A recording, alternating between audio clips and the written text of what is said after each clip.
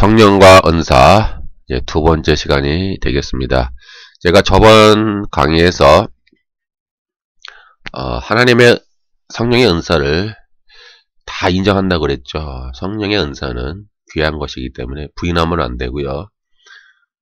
오직 교회의 성장을 위하여, 몸된 교회를 세우기 위하여, 교회에 봉사하기 위하여 쓰어지는 겸손한 은사이어야 한다라고 주장했어요. 때문에 제가 비판을 한 것은 여기 사이비 신비주의 청년운동, 교회 무당, 뒤로 넘어지고 입신하고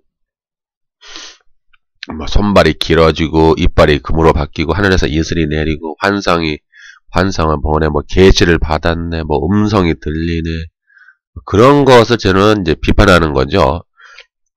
성령의 은사는 아주 귀중합니다. 제가 제 경험을 먼저 말씀드렸죠. 저도 방언의 은사를 하고요, 방언 통역을 하고요, 또 예언의 은사를 하고요, 또 사람을 또 투시도 합니다. 투시도 하고요, 영 분별도 다 하고요. 또 많은 은사들을 체험을 했어요. 근데 이것을 오해하지 마시고요. 제가 제 자랑을 하는 게 절대 아니니까 오해하시면 안 돼요.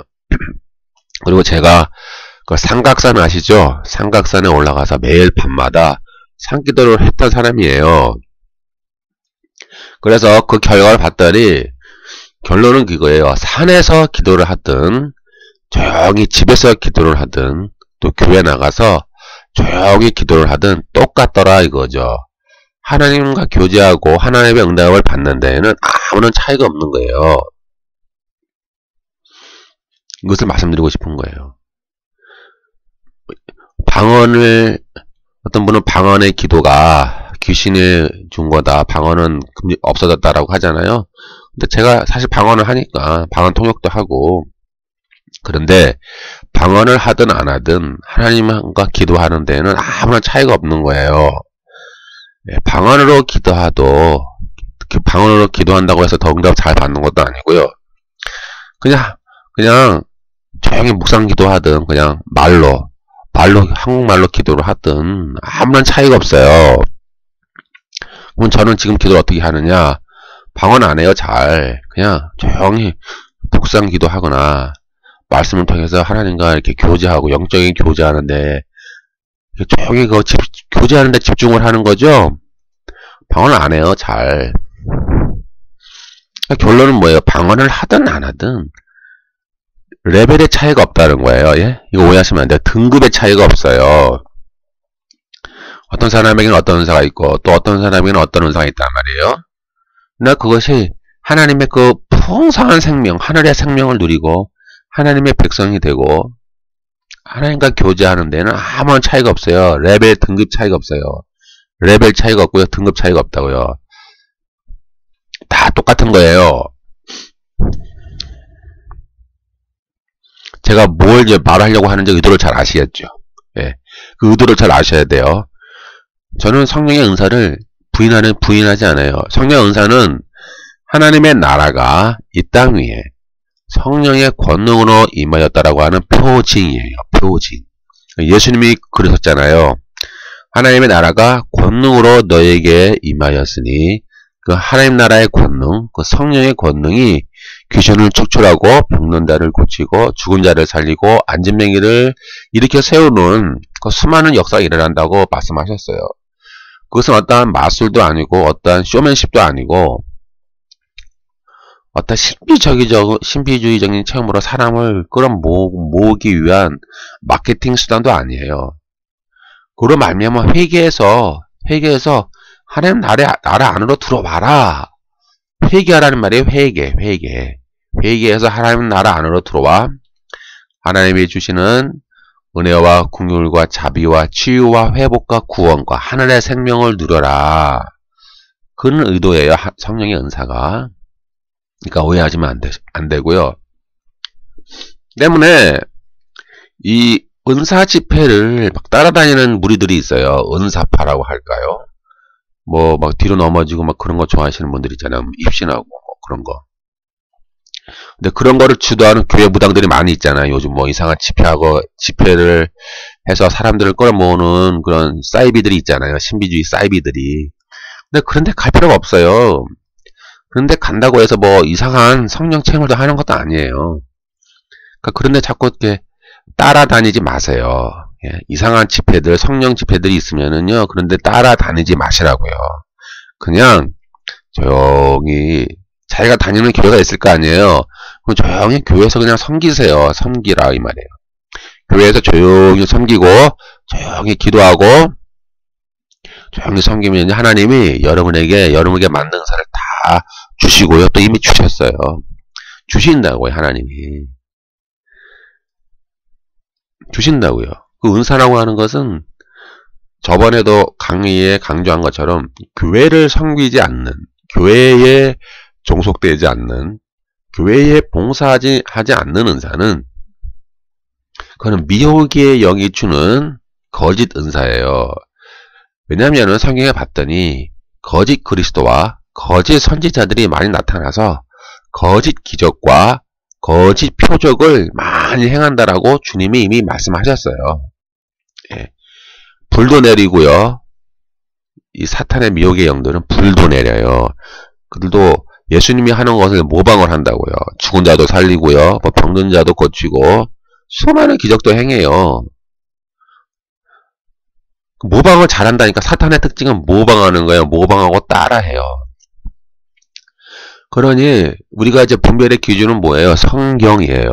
성경을 통해서 참 은사와 하나님이 주신 성령이 주신 참 은사와 거짓 영이 주는 거짓 기적과 거짓 표적을 분별해야 돼요. 그러니까 말씀에 종속이 돼야 돼요.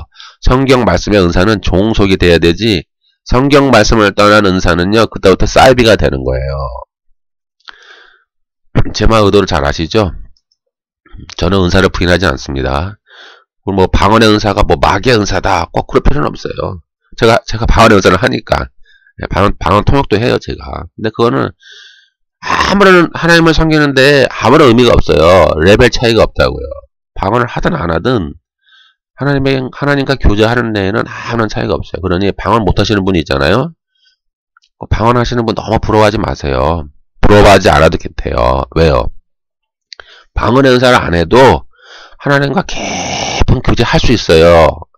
하시면 돼요. 그건 이제 어떤 영적인 훈련도 필요하지만 뭐 큰 소리로 기도하든 조용하게 기도하든 하나님과 교제하는 데는 아무런 차이가 없어요. 그래서 주님이 그랬잖아요. 마태복음에 보니까 골방에 들어가 문을 닫고 은밀하게 하나님께 기도하라. 그럼 하나님이 다 듣고 다 보고 계신다라고 예수님이 이미 말씀하셨어요. 우리가 큰 소리로 기도하잖아요. 하나님이 귀가 먹으신 분이 아니잖아요. 하나님이 보청기를 끼고 있어가지고 큰 소리로 기도해야만 다 듣고 작은 소리로 기도하면 잘 안 들리고 그런 하나님이 아니잖아요. 하나님은 보청기를 끼신 분이 아니라니까요. 그러니까 기도하는 방법은 여러 가지가 있어요. 그렇다고 제가 뭐 통성기도 뭐 큰 소리로 기도하는 걸 또 부인하는 건 아니니까 오해하지 마시고요. 그러니까 기도는 다양한 방법이 있어요. 다양한 방법이 있다고요. 그러니까 그냥 기도의 본질은 뭐예요? 하나님과의 교제. 하나님과 긴밀한 관계, 영적인 교제. 그게 본질이니까 그 본질을 놓치지 말라고요. 본질을 잡으란 말이에요. 그거 제가 아까 말씀드렸잖아요. 제가 삼각산에서 산기도를 했던 사람이라고요. 그러니 경험을 해봤더니 결과를 놓고 평가를 해보니 조용히 교회에서 기도를 하나, 또 집에서 조용히 기도를 하나, 산에 가서 철회하면서 기도를 하나, 아무런 차이가 없다라는 거예요. 차이가 없어요. 그리고 교회 안의 은사들은 하나님이 각 사람에게 맞게, 직분에 맞게 다양하게 주시기 때문에 누구에게는 있고 나에게는 없을 수도 있고요. 또 나에게 있는 게 다른 사람에게는 없을 수도 있어요. 그것을 하나님, 그 사람을 차별하는 게 아니에요. 차별이라고 생각하지 마시고요. 서로 지체들이 은사와 은혜를 공유해서 서로 섬기기 위함이에요. 서로 섬겨라. 서로 은혜를 공유해라. 이 말이에요. 그 은사를 가지고 나는 더 우월해. 나는 은사 없는 사람들보다 더 뛰어난 사람이야.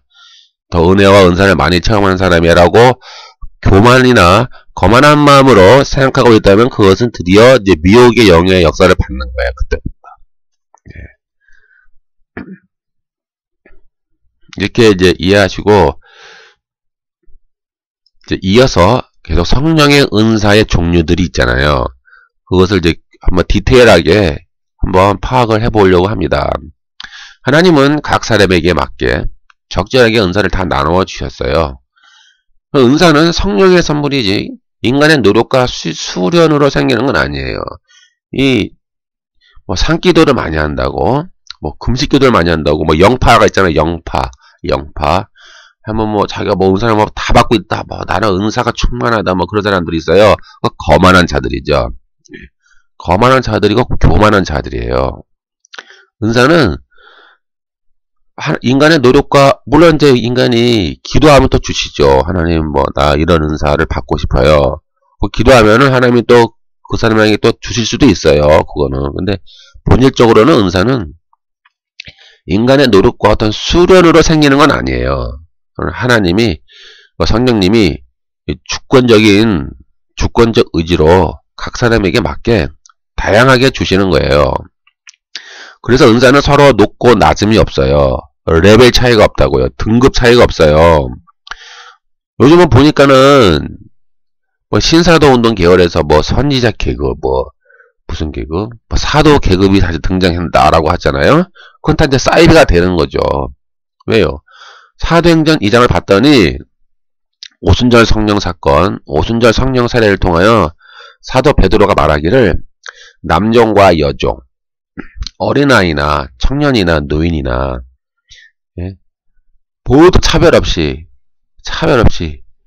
구별 없이 누구든지 성령의 은사를, 성령을 충만히 부어준다라고 이미 사도 베드로가 말을 했어요.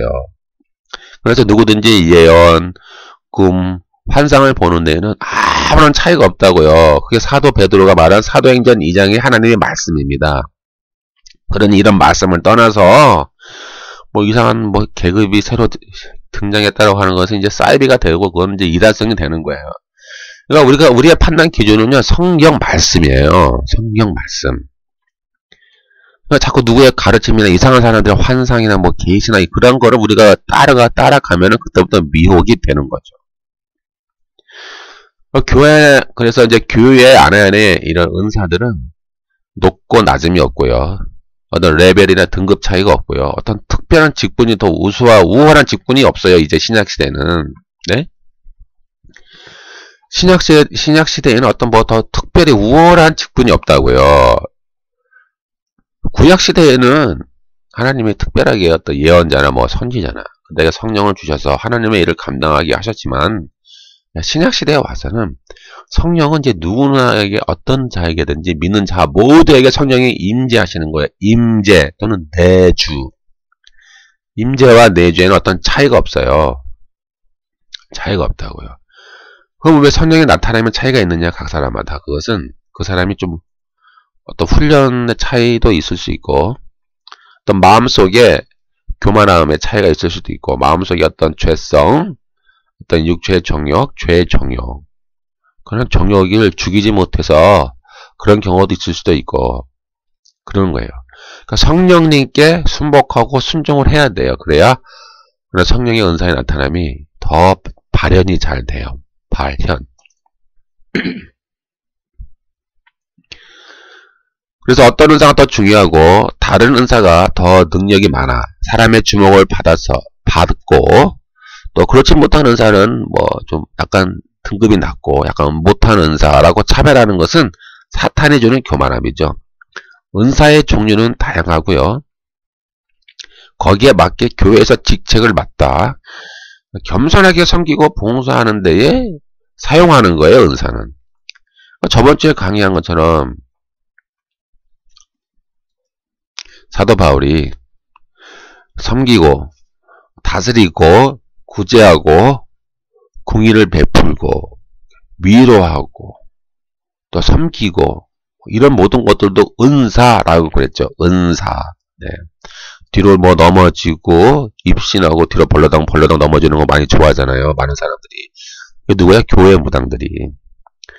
그런 거 좋아하고, 뭐, 환상 보는 거 좋아하고, 음성 들리네, 뭐, 계시를 받았네, 뭐, 그딴 것들을 좋아하는 사람들은, 이런 뭐, 섬기는 게 은사야? 뭐, 긍휼이 은사라고? 뭐, 위로하는 게 은사야? 가르치고, 다스리고, 그게 은사라고? 뭐, 이게 뭐 은사요? 이렇게 평가절하 한다는 거예요. 평가절하 한다고요. 이것이 바로 미혹의 영이죠. 따라서, 교회 안에서 직책을 맡아 섬기는 것은 다 은사적이 되는 거예요. 은사적. 그러니까 교회 안에서 일하고 섬기는 모든 것은 은사가 아니면 할 수가 없는 거예요. 쉽게 얘기하면 다 은사적인 거예요. 은사적. 그러니까 자꾸 이상한 집회에 따라다니면서, 예, 사이비 집회에 찾아다니면서 뭘 막 받으려고 하지 마시라고요. 받으려고. 예. 그럴 필요가 전혀 없어요. 아무런 의미가 없다니까요. 괜히 시간 낭비하고 뭐 돈 낭비하는 것밖에 없어요. 그냥 교회에서 조용히 섬기면 하나님이 다 은사 다 필요에 맞게 주신다니까요. 또 어떤 은사를 체험하고 뭐 사모하잖아요. 그럼 또 달라고 기도하세요. 하나님 또 주실 수도 있는 거예요. 그런데 은사를 뭐 이것저것 여러 가지 체험을 봤든 안 봤든 결론은 뭐예요? 하나님과의 교제, 하늘로부터 생명을 부어받는 거에는 아무런 차이가 없는 거예요. 하나님과 교제하고 하나님의 하늘의 생명을 누리고 하나님의 은혜로 살아가는 데에는 아무런 차이가 없다라는 거예요. 은사가 있든 없든. 그 본질을 잘 아셔야 돼요. 결론 은사라고 하는 것은 교회에서 겸손하게 섬기고 봉사하는 데 사용하기 위함이지 자기 어떤 우월감을 드러내놓고 자기 어떤 그 심리적인 체험을 강조하고 뭐 그런 것들이 전혀 의미가 없다라는 거예요. 은사는 여러 가지지만은 은사를 주시는 성령은 한 분이죠. 예, 한 분이에요. 성령 하나님. 한 분이 이제 각 사람에게 맞게 이제 다양하게 은사를 주시는 거예요. 그러니까 하나님은요, 이 다양한 것을 좋아하시는 분이에요. 이렇게 일괄적으로 똑같은 거는 좋아하지 않아요. 하나님은 그런 것 같아요. 다양한 거를 좋아하시는 분이에요, 하나님은. 그러기에 성령의 은사의 종류에 따라 차등과 구별은 의미가 없어요. 더 우월한 은사도 없고 더 하찮은 은사도 없어요. 은사는 각자의 직분에 맞게 성령께서 나누어 주시는 거예요. 고린도전서 12장 4절에서 5절 봅니까? 은사는 여러 가지나 성령은 같고 직임이 직분이죠. 직분은 여러 가지나 주는 같으며 라고 나와 있는 말씀을 보면은 성령께서 그 직분에 따라 또 맡은 일에 따라서 이제 은사를 다양하게 부어주시는 거예요.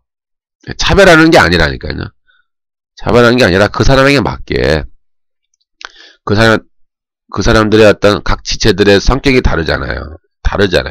성격도 다르고 약간의 어떤 가치관도 다르고 좀 다른 게 다 사람은 똑같지가 않잖아요. 다 차이가 있잖아요. 행동 패턴, 뭐 문화 다르고 생각도 다르고 어떤 성격도 다르잖아요. 그러니까 거기에 맞게 다 주시는 거예요. 하나님은 은사들. 이렇게 이제 은사의 목적은 지체에 유익을 주기 위함이다. 다양한 은사로 모든 사람들 가운데서 일하시는 분은 하나님 한 분이시죠. 만약 여러분에게 신비로운 은사가 나타난다면 그것도 두려워하지 마시고 거부하지 마세요. 나에게 왜 어느 날 여러분들이 교회에서 막 기도했어요. 근데 하나님은 어떤 은사를 막 주시는 거예요. 그러면 이게 뭐야? 이게 뭐지? 이렇게 막 두려워하지 마시고 받아들이시고 하나님 주셔서 감사합니다. 이렇게 감사하시면 돼요. 또 막 제한할 필요는 없어요. 오늘날 은사를 또 거부하는 무리들이 있잖아요. 하나님 은사는 이제 끝났다. 그래서 성령의 은사는 존재하지 않는다라고 하는 사람도 있는데 그 말은 이제 옳지는 않아요. 왜요? 하나님 나라가 있다면 권능으로 임하였다고 하는 것을 보여주는 것이 성령의 권능의 표징이죠. 성령의 나타남. 은사는 나타나는 거예요. 그러니까는 성령의 은사는 하나님 나라와 연결이 되는 거예요. 하나님 나라가 권능으로 임하고 있다. 지금도 하나님 나라가 권능으로 임하여 우리 가운데에 임하여 있잖아요. 이것이 이제 이미 실현된 하나님의 나라고요. 또 주님이 재림하실 때 완성될 완전한 하나님의 나라를 우리가 기다리고 있죠. 이것을 이미와 아직의 긴장 관계에 있다라고 말을 해요. 여기 이처럼 성령의 은사는 하나님 나라가 이미 실현된 하나님의 나라가 우리 가운데에 가까이 있는 하나님의 나라가 권능으로 임하고 있다라는 것을 이제 보여주는 거 표징이죠. 그러니까는 성령의 은사는 없어. 성령의 은사는 사라졌어. 그러면은 하나님의 나라를 부인하는 것과 비슷할 수도 있어요. 하나님 나라 권능으로 임하기 때문에 하나님 나라는 영적인 나라잖아요. 눈에 안 보여요. 눈에 안 보이는 영적인 나라를 사람들에게 깨닫게 해주는 표징이에요. 표징. 표적이라 이 말이죠. 그러니 은사를 부인하면은 또 하나님의 나라 천국 하나님의 다스림과 통치를 부인하는 것과 또 일치가 되는 거니까 이게 막 부인하면 안 돼요. 이도를 잘 아시겠죠? 제 이도를. 그래서 여러분들에게 어떤 신비로운 은사가 나타나면은 그를 두려워하거나 거부하지 말고 받아들이세요. 감사합니다. 감사합니다. 교회를 위하여 봉사하겠습니다. 그러시라고요. 교회를 섬기고 약한 지체를 돌봐주고 다른 지체와 함께 이 은혜와 은사를 공유하고 교회를 세우고 성전을 지어가는데 하나님의 백성의 성전이라고 그랬어요. 하나님의 성전을 지어가는 데에 이 은사를 사용하겠습니다. 라고 하나님께 감사하시면 하나님이 기뻐하세요. 고린도 전서 12장 7절 각 사람에게 성령의 나타남을 주심은 유익하게 하려 하심이라. 예, 이 유익은요 어떤 개인의 심리적인 차원이 아니라 공동체의 유익, 교회의 전체의 유익 이거죠.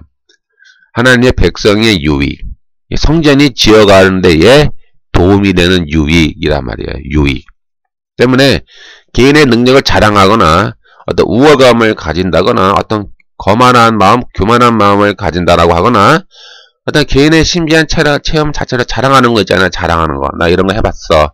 넌 해봤니? 나 이런 거 많이 해봤다. 너 이런 거 안 해봤지? 이러한 자랑하고자 하는 마음은 미혹의 영이 시작이 되는 거예요. 그때부터. 교회 안에 모든 사람에게 유익을 주고 모든 교회에게 공동의 유익을 주기 위해서 하나님이 나에게 은사를 주셨구나 라고 이렇게 생각하시는 게 성경의 원리고 그래서 성령 하나님의 뜻이에요. 따라서 목사가 자기의 능력을 과시하듯이 강단에서 파닥파닥 뛰잖아요. 무당처럼 성령 받아라, 막 은사를 받아라 막 이러잖아요. 목소리 깔고 아멘 할렐루야 성령 받아라 은사를 받아라 막 이렇게 하는 사람도 있잖아요. 교회 무당들. 제가 비판하잖아요. 교회 무당이라고. 이제 이건 무당의 신당에서 막 북치고 장구치고 포닥거리 하는 것과 비슷해요. 신비주의적 체험만을 강조하는 거예요. 사람들은. 안사하면 뒤로 넘어진다 이런 사람들. 입신한다. 하늘의 환상이 보인다. 이런 사람들 교회 무당들이죠. 그리고 뭐 팔다리가 뭐 길어졌다, 눈등 뭐 갑자기 이빨이 금으로 변했다는 둥. 아니 이빨이 금으로 변하는 거랑 도대체 은사가 뭔 관계가 있을까? 도대체 이해가 안 가는 거예요. 그 사람들이 주장이. 아니 이빨이 금으로 변해서 그거 빼서 팔라고 하는 건가? 이빨이 금이빨로 변했으면 그걸 빼가지고 팔아야 될 거 아니에요. 팔아서 그걸 구제하라고 그러는 건가? 요즘 금값이 많이 올랐으니까. 그걸 구제하라고 그러는 건가? 왜 그런가? 그 이빨을 다 뽑으시라고요. 그럼요, 이빨이 금으로 변했으면 다 뽑아요. 뽑아서 팔아요. 그럼 하나님께 기도하면 하나님이 또 이빨이 새로 나겠죠? 그러면 또 금이빨로 나면 또 다 뽑아요. 또 팔아요. 그것도 기도하세요. 그럼 하나님이 또 그 이빨을 금이빨로 바꿔주시겠죠? 그러면 또 빼서 또 팔아요. 하나님이 그렇게 하기 위해서 그렇게 하시는 거 나는 진짜 이해가 안 가는 거예요. 그 사람들의 말, 주장들이. 이렇게 이제 은사를 받은 개인의 능력을 자랑하거나 강조한다면 이것은 그리스도로부터 온 영이 아니에요. 유학합니다. 성령의 나타남, 성령의 은사의 목적은 교회의 강단에서 행해지는 그 무당의 신비적 황홀경이나 이 샤머니즘적 신비 체험이나 이 푸닥거리가 목적이 아니라 교회와 성도의 덕을 세우고 약한 지체를 세워주고 서로 은사와 은혜를 공유하면서 교회를 세우고 교회를 봉사하고 하나님의 백성이 성전을 지어가기 위한 그런 유익을 목적으로 성령 하나님이 주신 것이다. 이렇게 이해하시면 되겠습니다. 이제 은사의 종류로 넘어갑니다. 이제 은사의 종류가 많이 나와 있죠. 고린도 전서 12장 8절에 보니까 어떤 이에게는 성령으로 말미암아 지혜의 말씀을 이렇게 나오죠. 어떤 이에게는 같은 성령을 따라 지식의 말씀을 이렇게 나와요. 이제 이 지혜의 말씀의 은사라고 하는 것은 성경을 각자의 처한 상황에 맞게 적용하는 은사예요. 그러니까 각자의 처한 상황에 따라 그 사람에게 필요하고 알맞은 말씀을 처방할 수 있어요. 이런 은사를 받은 사람은 우리 이제 교회 각 지체 가운데서 어떤 고민이나 어떤 갈등하는 지체가 있잖아요. 그 지체에게 맞게 하나님의 말씀을 처방을 해주는 거예요. 몇 장 이런 말씀이 있는데 당신에게 이 말씀이 필요한 것 같아. 당신의 지금 처한 상황이 이런 상황이니 이 상황에 맞는 말씀은 이 말씀이야. 이렇게 각자의 처한 상황에 따라서 그 사람에게 필요하고 알맞는 말씀을 처방해 주는 거예요. 이것이 지혜 말씀의 은사예요. 그 지식 말씀의 은사는 이 신구약 성경 각각의 말씀을 하나로 연결해서 이 유기적으로 또 통일적으로 볼 수 있게 하는 은사예요. 이 하나님의 말씀은 이제 개별적으로 분리되어 있는 것이 아니죠. 이 신구약이 서로 연결하여 아주 밀접한 관련을 갖고 있어요. 그래서 이게 통찰력 있게 그 전달하고자 하는 의미를 더 풍성하게 해석할 수 있는 은사예요. 그래서 성경 말씀을 구약부터 신약까지 이렇게 쭉 이렇게 보면서 그 의미를 이제 캐치할 수 있는 은사들이에요. 여러분들도 이런 지혜 말씀의 은사와 지식 말씀의 은사를 사모하시고 이제 이런 말씀을 받았으면은 이제 그거를 사람들에게 이제 나누는 거죠. 말씀을 나누는 거예요. 각각 지체 가운데, 교회 안에 지체들 가운데 말씀이 필요한 자들이 있지 않습니까? 또 고민하고 있는 자들이 있지 않습니까? 그들에게 말씀을 나누는 은사라 이 말이에요. 또 믿음의 은사도 있죠.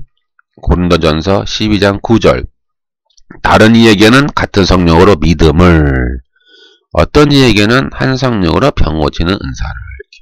이렇게. 믿음의 은사라고 하는 것은 어떤 불가능한 상황에 도래했을 때에 낙심하지 않고 그 불가능한 상황 배후에서 일하시는 하나님을 바라볼 수 있는 그런 특별한 은사입니다. 그래서 이제 어떠한 사건이 발생했을 때에, 특히 어떤 어려운 일들이 발생했을 때에 그 배후에서 일하시는 하나님의 주권적 섭리를 깨닫는 거예요. 깨닫고 흔들리지 않고 하나님이 개입하여 어떤 성취하는 것을 바라볼 수 있게 하는 은사예요. 어떤 불가능한 것을 이제 믿음을 통해서 이제 극복할 수 있게 해나가는 믿음의 은사죠. 이제 병 고치는 은사는 잘 아시는 것처럼 이제 신유의 은사인데, 이제 기도와 안수로 하나님의 치료의 기적이 많이 일어나죠.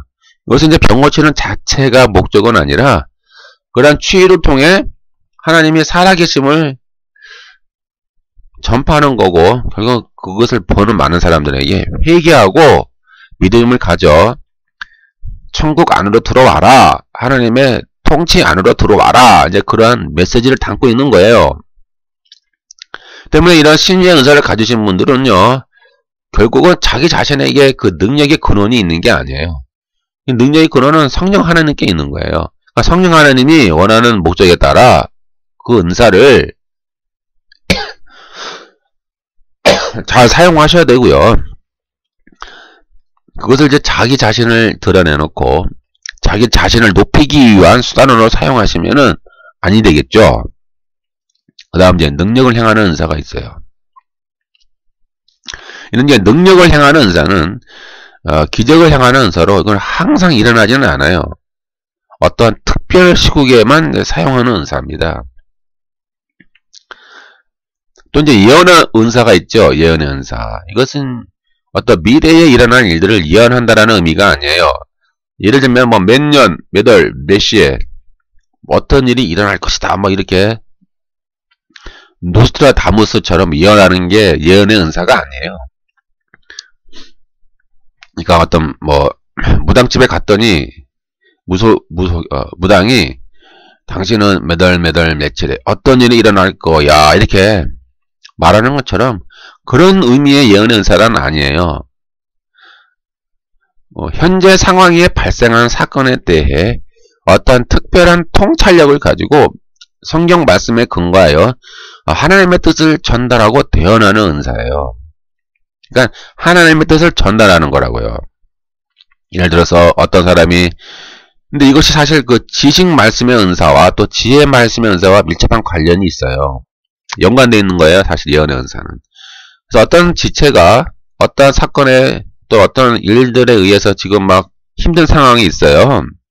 근데 그것을 통찰하는 거예요. 이게 저 사람에게 저 지체에게 이런 문제가 있구나 라고 해서 그 사람이 막 어떠한 곤란한 일을 겪을 때에 그에 가서 하나님의 뜻을 전달하고 대언하는 은사예요. 당신에 대한 하나님의 뜻이 이런 것이다. 성경 말씀을 봤더니 당신은 이런 상황이 있는데 이런 상황을 통해서 하나님께서 당신에게 원하는 것은 이런 뜻이 있더라. 하고 그 사람을 이제 권면할 수 있는 은사가 사실 예언의 은사의 본질이에요. 그래서 고린도전서 14장 24절에서 25절에 보면은 그러나 다 예언을 하면 믿지 아니하는 자들이나 무식한 자들이 들어와서 모든 사람에게 책망을 들으며 모든 사람에게 판단을 받고 그 마음에 숨은 일이 드러나게 되므로 도리어 하나님께 경배하며 참으로 하나님이 너희 가운데 계시다 전파하리라. 그러니까 이거 지금 예언의 본질을 말해주고 있는 구절이거든요. 그러니까 예언의 은사라고 하는 것은 어떤 사람들의 그 책망을 하는 거예요. 쉽게 얘기해서 무슨 어떤 잘못을 하고 있는데 자기가 잘 몰라요. 자기가 그러면 예언의 은사 받으신 분이 딱 가서 그 사람을 책망하는 거예요. 당신 지금 이런 잘못을 하고 있는데 그거 깨닫고 있느냐? 그럼 그 사람이 그래요? 정말 그게 내 잘못인가 보네요. 이렇게 깨닫게 해주는 거예요. 그래서 모든 사람들에게 판단을 받는 거예요. 판단. 뭔가 잘못된 일이 있으면 잘못됐다라고 말을 해줘야죠. 그래야 그 길로 안 갈 거 아니에요. 그리고 그 마음에 숨은 일이 드러나는 거예요. 우리의 마음은 이렇게 잘 표현이 안 되잖아요. 그 사람의 마음을 읽을 수가 없잖아요. 그러나 예언의 은사는 그 사람의 마음을 읽을 줄 알아요. 저 사람이 이런 상황에 있고 이런 것에 있고 이런 고민을 빠지고 있구나. 그러면서 그 사람의 마음에 숨은 일들이 있잖아요. 이들을 이렇게 밖으로 드러나게 해주면서 하나님의 뜻을 그들에게 가르치는 거예요. 그러면 그들이 깨달을 거 아니에요. 정말 내가 이런 일을 고민하고 있었는데 하나님 정말 계시나 봐. 그렇게 마음의 숨은 일을 드러내주고 하는 마음의 숨은 일을 드러내서 하나님께 경배하며 영광 돌리기 위한 목적으로 하는 게 예언의 은사예요. 그러니까 몇 년, 몇 월, 며칠에 어떤 일들이 일어날 것이야. 이런 사람들이 있잖아요. 요즘 인터넷 보니까 몇 년, 몇 월, 몇 월, 며칠에 뭐 무슨 전쟁이 일어날 것이야. 뭐 이렇게 한국 전쟁, 뭐 북한이 쳐들어올 것이야. 뭐 이런 거 예언하는 사람도 있잖아요. 그거 예언 은사가 아니에요. 그건. 몇 년, 몇 월, 몇 월, 며칠에 3차 세계대전이 일어날 것이야. 뭐 이런 거 있잖아요. 그게 예언 은사가 아니에요. 조심하세요. 예언의 은사 받았다는 자들이 무당처럼 뭐 복채를 받고 안수하면서 뭐 기도하면 모든 문제가 해결된다라고 해서 이렇게 사람을 많이 끌어모으는 사람들이 많이 있어요. 결국 이들이 하는 행위를 가만히 보면은 그 무당들과 하는 게 비슷하잖아요. 복제를 받고 뭐 이렇게 하면 잘 돼. 뭐 이렇게 무당이 말해주는 것처럼 뭐 예언은사 받은 사람들이 복제를 받고 헌금을 받고 이렇게 하는 거야. 뭐 이렇게 말을 하면은 그 똑같은 거예요. 하는 집 보니까 무당이란 말이에요. 무당. 그러면은 정말 하나님의 뜻대로 사용하는 예언은 아까 말씀드린 것처럼 그 사람을 책망하거나 그 사람에게 있는 하나님의 뜻을 알려주고 말해주는 거예요. 그리고 그 사람이 마음에 숨은 일들을 밝혀 드러나게 해서 하나님만 경배하게 하는 거예요. 그러니까 하나님의 뜻을 그에게 전달해주고 대언해주는 게 예언의 은사의 본질이에요. 따라서 그 목사님들이 강단에서 이렇게 설교하잖아요. 그게 바로 예언의 은사예요. 하나님의 예언의 은사 받지 못하면 이렇게 설교 못해요. 그러니까 설교도 두 가지 설교가 있잖아요. 하나는 뭐 주석을 봐서 주석을 베껴서 이렇게 주석을 베껴서 그냥 그것을 읽는 목사도 있고 그냥 강단에 올라가서 그걸 읽는다 이 말이에요. 외우거나 그것을 읽거나 하는 목사가 있고 또 하나의 목사는 정말 예언에서 받은 목사는 성경 말씀을 틀로 해서 성도들에게 삶과 적용을 하는 거예요. 하나님 말씀과 그들의 삶을 처한 상황, 성도가 처한 상황을 딱 조명을 해서 그들에게 맞는 하나님의 말씀을 이제 던져주는 거예요. 뜻을. 예? 그것이 예언의 은사예요. 그 설교가, 그런 예언의 은사가 담겨 있는 거예요. 그래서 이렇게 예언의 은사를 가지면서 설교하시는 목사님들은 그냥 하나님의 뜻을 그대로 이렇게 전하는 거예요. 성도들에게. 때로는 책망도 하잖아요. 때로는 책망도 하고, 때로는 위로도 하고, 직설적으로 막 하나님의 말씀을 던지는 거예요. 사람의 눈치를 보지도 않고, 성경 말씀에 근거해서, 각자의 성도에 맞게, 지체, 성도들에게 맞게 하나님의 말씀을 막 던지는 거예요. 이러한 하나님의 뜻이 있다! 막 이렇게. 때로는 뭐 회개하라! 할 수도 있고, 때로는 뭐 위로의 말씀을 줄 수도 있고, 그러니까 다양한 하나님의 뜻을 받아서 이렇게 설교하는 것, 그것이 또 예언의 은사고요. 또는 이제 뭐 교회 안에서 뭐 구역장이든지 뭐 교사든 하나님의 하나님의 말씀을 가르치는 분들이 있잖아요. 그들도 다 예언의 은사예요. 결국은 뭐 구역장이나 뭐 교사나 뭐 강사나 이렇게 하나님의 말씀을요, 그걸 잘 해석을 해서 각각 성도의 상황에 맞게 하나님의 뜻을 이렇게 전달해 주는 것, 그것이 예언의 은사라고요. 잘 이해를 잘 하세요. 무당과 다르다. 그러니까 무당처럼 일하면 안 됩니다. 영분별의 은사는 뭐 환영을 보거나 환청을 듣는 것이 아니라 그 어떤 사람의 말과 어떤 사람의 가르침이 거짓 그리스도에게 속하였는지, 귀신의 가르침에 속하였는지, 아니면 그리스도에게 속하였는지 그 영적 통찰력을 가지고 분별하는 게 은사예요. 근데 제가 예전에 영분별의 은사를 받으신 분 봤거든요. 근데 이분들은 막 귀신을 보더라고. 그 사람은 뭐가 다 귀신이 보인대요. 막 이렇게. 근데 그 보이는 거 자체가 본인은 아니에요. 근데 무당들도 귀신을 보거든요. 무당도 진짜 무당 있잖아요. 가짜 무당과. 진짜 무당은 이제 귀신을 받은 무당이 진짜 무당이잖아요. 그 진짜 무당들은 막 봐요. 막 귀신도 보고 뭔가 본다고, 영적인 거를. 그런데 영분별의 은사는 그냥 보는 것 자체가 의미가 없어요. 그것이 아니라 볼 수도 있고 안 볼 수도 있고 그래요. 근데 본질은 분별하는 거예요. 아, 이것은 잘못됐다. 이것은 성경의 가르침을 떠난 미혹이다. 아니면 이것은 하나님의 뜻에 속한 맞습니다. 아, 이거 하나님의 뜻이다. 이렇게 영적 통찰력을 가지고 분별할 수 있는 게 바로 영분별의 은사예요. 이 점을 잘 유의하시고요. 이제 방언은 아까 제가 말씀드렸죠. 이제 방언에도 두 가지가 있어요. 사도행전 2장의 방언이 있고 고린도전서 12장의 방언이 있어요. 근데 사도행전 2장의 방언은요, 달라요. 고린도전서 12장의 방언과 달라요.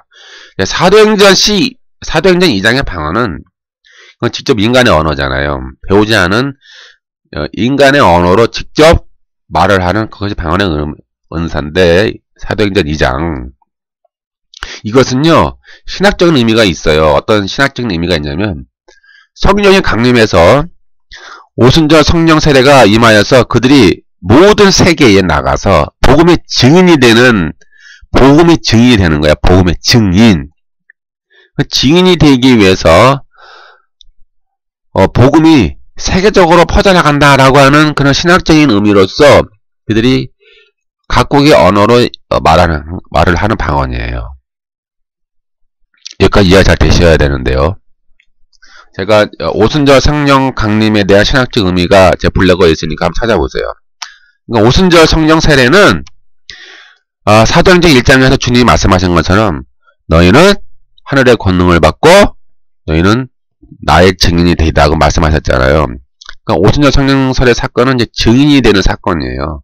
성령을 받아서 능력으로 복음을 전하는 그런 증인이 되는 사건인데, 그렇게 증인이 되기 위해서는 각각의 나라로 퍼져나가야 되잖아요. 전 세계로. 근데 전 세계에 퍼져나가려고 하는데 다 언어가 다르잖아요. 다 말이 다르니까. 그러니까 그것을 각각 언어를 통하여 각각 모든 세계로 퍼져나가 하나님의 복음을 전하는 그런 능력 있는 증인이 된다라고 하는 신학적인 의미가 사도행전 2장의 방언에 담겨 있는 거예요. 반면 고린도전서 12장의 방언은 또 달라요. 그런 방언이 아니라 그것은 그냥 개인의 은사를, 개인의 유익을 위한 영적 언어예요.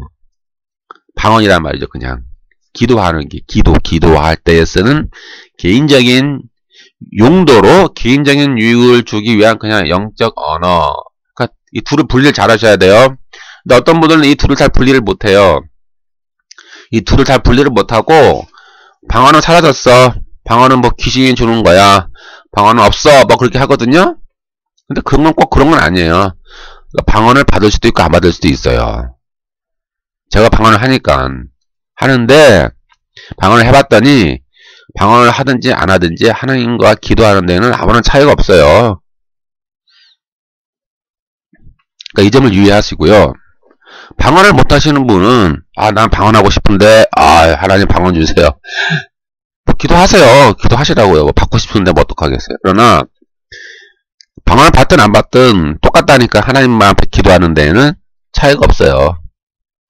뭐 방언 안 하시는 분, 방언 하시는 분들 있잖아요.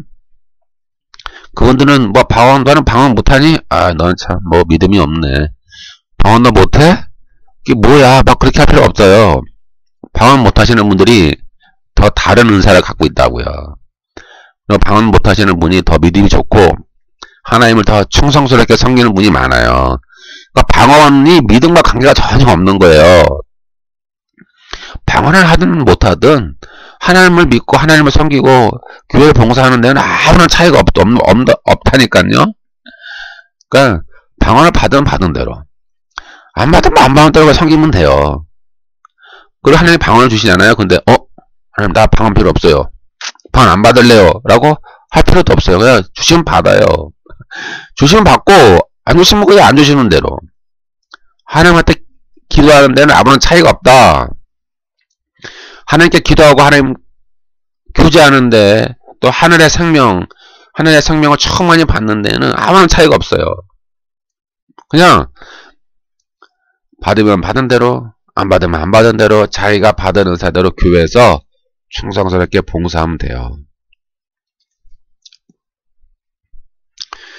고린도전서 14장 2절 4절 보면은 방언은요 자기 개인의 유익을 위한 것이기 때문에 방언을 막 하면은 다른 사람들이 그거 들으면은 무슨 말인지 전혀 못 알아듣잖아요. 그러니까 교회에 유익이 없다라는 거예요.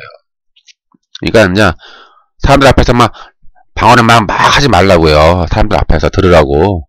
혼자 그냥 조용히 골방에 들어가서 조용히 하나님께 그냥 방언기도 하세요.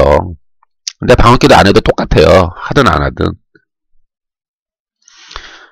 그래서 바울은 뭐라고 그래요? 방언은 자기 개인의 덕을 세우는 거니까 너희는 더 예언하기를 사모하라. 예언은 왜요? 교회의 덕을 세우니까. 예언은요 교회의 덕을 세워요. 왜요? 그 사람의 마음의 숨은 일을 드러내고 때로는 죄를 책망하잖아요. 죄를 책망하고 때로는 꾸짖는 일도 하고 때로는 위로하는 일도 하고 하나님의 말씀을 그에게 전파하니까 사실 너는 방언하기보다는 예언하기를 더 사모하라. 이렇게 이제 바울은 말을 해요. 교회의 덕을 세우니까. 이 방언 통역은 영적 언어를 해석하는 은사예요. 낱말 하나하나를 외국어처럼 번역하는 건 아니에요. 어떤 낱말 하나하나 어떤 문법이 있어가지고 낱말 하나하나는 어떤 뭐 단어의 뜻이 있고 뭐 문법이 있어가지고 외국어처럼 해석하는 건 아니에요. 방언 통역은. 통역은 그냥 감이에요. 영감으로 그 방언을 하면은, 아, 이 사람이 이런 뜻으로 방언을 하고 있구나. 이렇게 이제 의미가 자기한테 감이 오는 거죠. 그래서 일반 어떤 외국어처럼 해석하는 건 아니에요, 방언 통역은. 그런데 이제 이 방언 통역도요, 성령께서 허락하셔야만 하는 거예요. 내 의지로 할 수는 없어요. 만약에 내 옆에 어떤 사람이 방언 기도하고 있어요. 근데 내가 저 사람이 뭐 어떤 뭔 기도를 하고 있나 내가 통역해 봐야지 해가지고 내가 그 사람 방언 기도를 이렇게 듣고 통역을 하잖아요. 통역이 안 돼요. 왜요?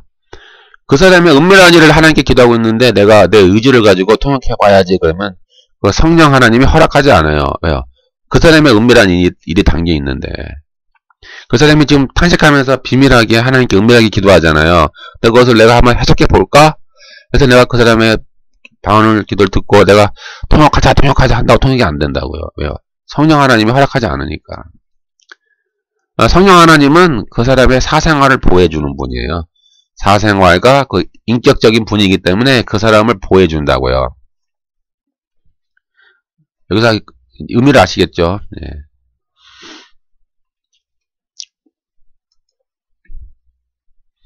고린도전서 12장 10절 어떤 이에게는 능력 행함을 어떤 이에게는 예언함을 어떤 이에게는 영들 분별함을 다른 이에게는 각종 방언 말함을 어떤 이에게는 방언 통역함을 주시나니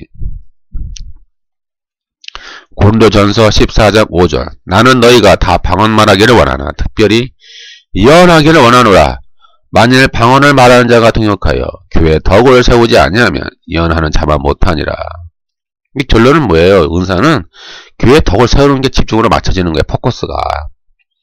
그러니까 막 자기 은사 받았다고 말이죠. 아, 막 잘난 척하거나 나 이런 체험 했어. 막 우월함을 가지거나 거만한 마음을 가지거나 자기를 자랑하지 말라는 거죠. 모든 은사의 포커스는 교회에 덕을 세우는 거예요. 결론은. 예언의 은사도 마찬가지로. 교회에 덕을 세우고 교회를 세워나가고 교회를 봉사하고 섬기는 데 목적을 둬야 되는 거예요. 예, 다양한 각각의 은사는 어떤 레벨 차이나 등급 차이가 없어요. 그냥 한 성령님께서 일하시는 거예요. 성령님의 뜻대로 각자에게 나눠주시는 선물이에요. 어떤 인간의 후천적인 노력으로 얻는 것은 아니에요. 고린도전서 12장 11절 이 모든 일은 같은 한 성령이 행하사 그 뜻대로 각 사람에게 나눠 성령님께서 그 뜻대로 나눠주시는 거예요.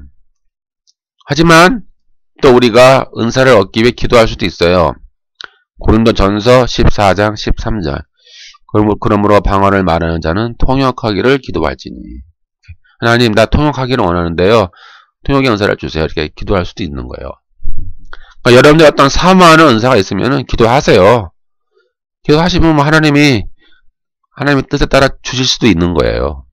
뭐 다 주시는지는 모르겠지만 원하는 대로 뭐 다 해달라고 하나님 다 주시는 건 아니니까 하나님이 또 필요에 따라서 주실 수도 있는 가능성이 열려는 있죠. 이 교회에서 은사를 사용할 때는 성령의 제재를 받고 질서에 따라서 해야 됩니다. 은사는 무질서가 아니에요. 막 시끄럽고 막 난장판처럼 시끄럽고 막 이렇게 뭔가 혼란스럽고 이렇게 막 무질서하고 그런 거는 성령께 주신 게 아니에요. 그 미혹의 영에서 온 거예요.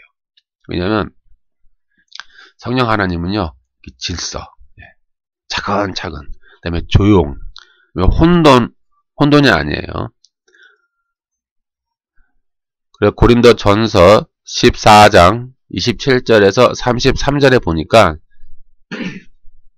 만일 누가 방언으로 말하거든 두 사람이나 더불어 세 사람이 차서를 따라하고 차서가 뭐예요? 순서 따라하고 한 사람은 통역할 것이죠. 이렇게 순서를 따라 질서 있게 하라. 이게 지금 바울이 말하고 있고요.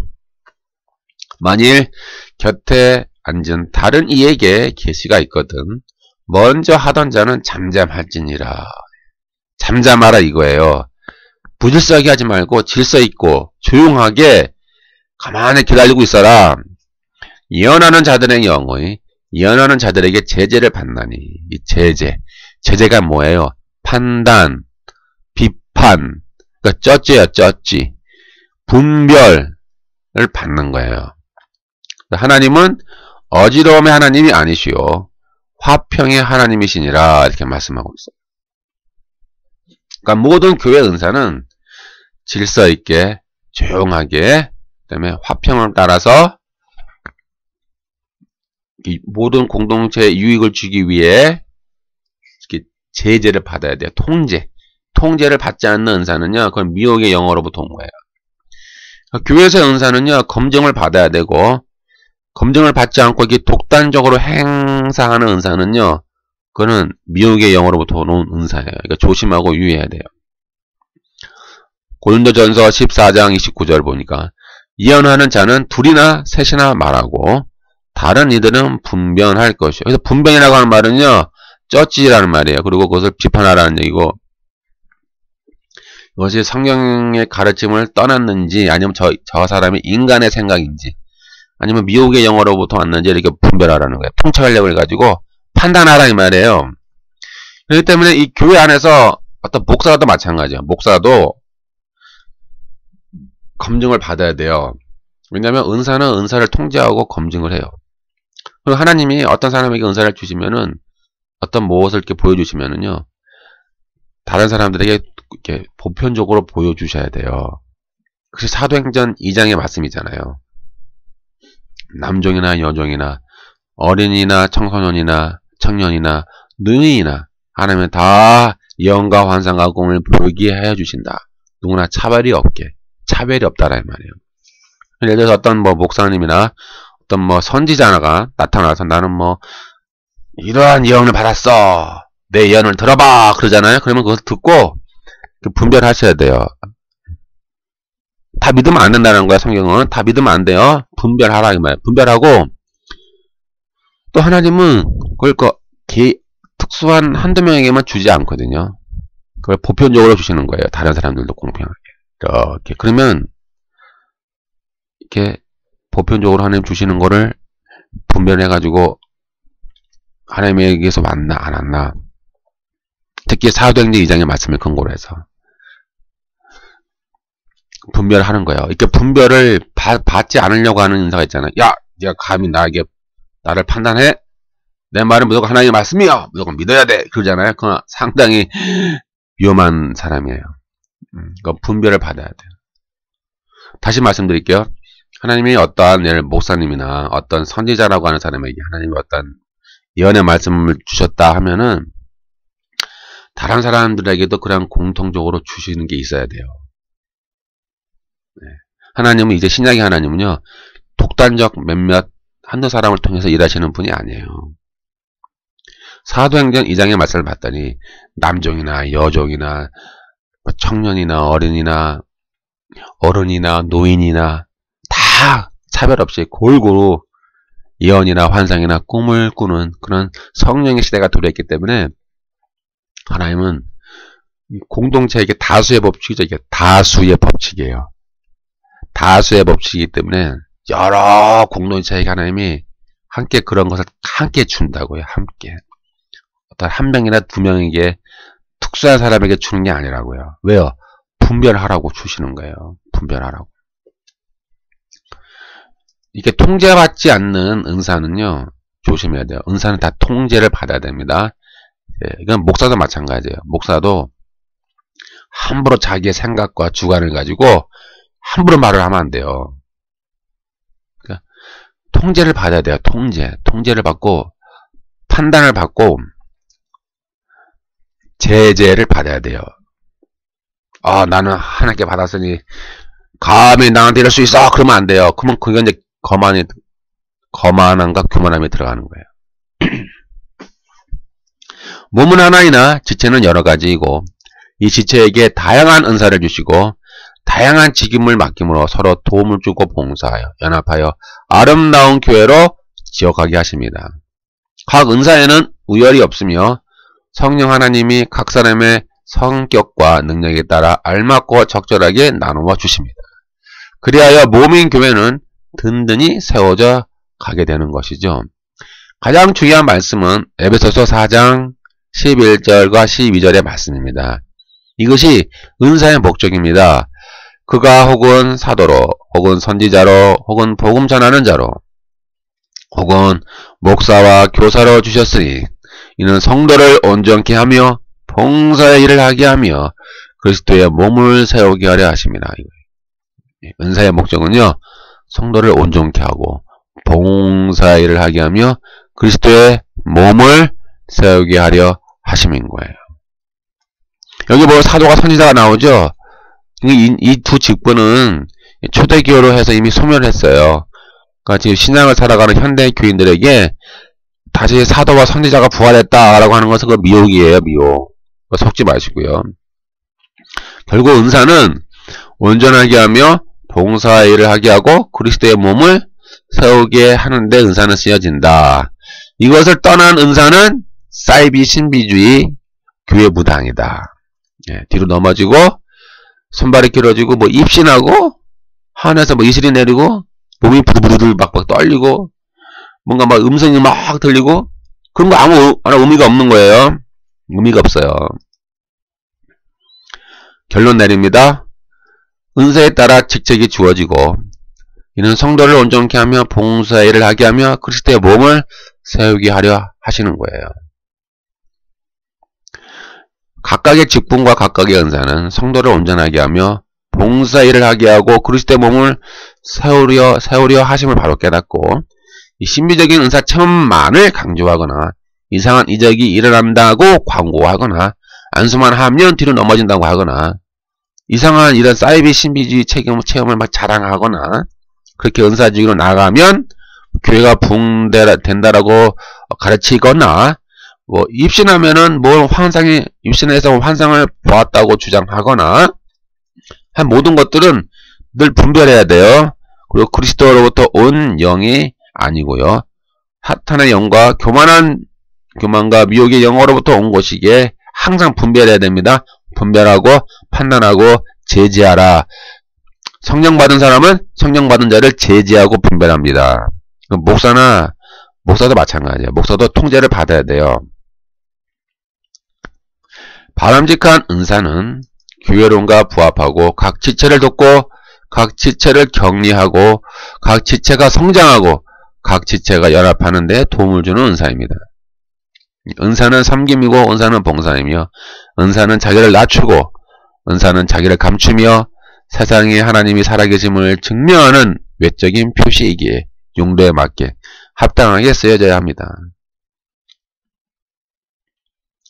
고린도전서 12장 23절에서 25절 우리가 몸에 덜 귀히 여기는 그것들을 더욱 귀한 것들로 입혀주며 우리 아름답지 못한 지체는 더욱 아름다운 것을 얻느니라. 그런즉 우리의 아름다운 지체는 그럴 필요가 없느니라. 오직 하나님이 몸을 고르게 하여 부족한 지체에게 귀중함을 더하사 몸 가운데서 분쟁이 없고 오직 여러 지체가 서로 같이 돌보게 하셨느니라. 이것이 은사의 목적인 거예요. 은사는 신비적인 것만이 있는 것이 아니고 섬기고 가르치고 위로하고 구제하며 다스리고 국위를 베푸는 이런 일반적인 은사도 있음을 기억해야 될 것이고 이러한 일반적인 은사가 하나님 앞에 더 귀하게 쓰여짐을 우리는 바로 알아야 합니다.